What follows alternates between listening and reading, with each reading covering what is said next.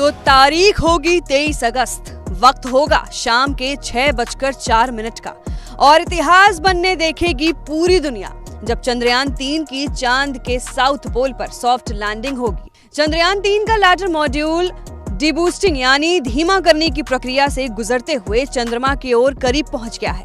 इसरो के मुताबिक ये लैंडर मॉड्यूल चांद की सतह से महज 25 किलोमीटर की दूरी पर है और फिलहाल ये चांद के चक्कर लगा रहा है। लैंडिंग साइट पर अभी अंधेरा है। आसान शब्दों में समझ लीजिए कि अभी चांद पर रात है और 23 अगस्त को सूरज निकलेगा और फिर रचा जाएगा इतिहास।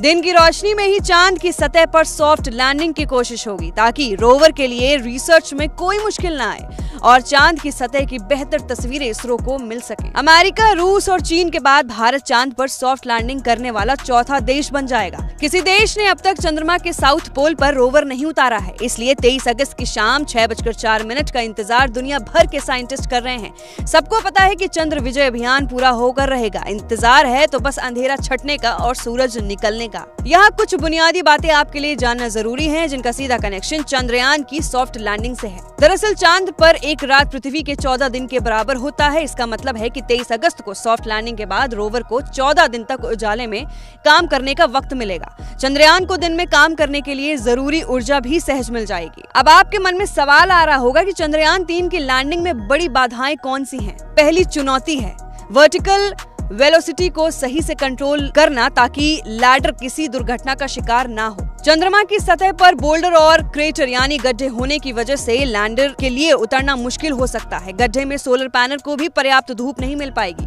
क्योंकि चांद पर कोई वातावरण नहीं है, इसलिए लैंडिंग में पैराशूट या ग्लाइडिंग से भी मदद नहीं मिल सकती। अब सवाल है कि अगर किसी वजह से लैंडर 23 अगस्त को उतरने में कामयाब नहीं हो पाता तो फिर आगे क्या होगा? तो जान लीजिए कि 28 दिनों के बाद लैंडिंग का प्रयास फिर से किया जाएगा और तब तक लैंडर को चांद की कक्षा में ही रखा जाएगा।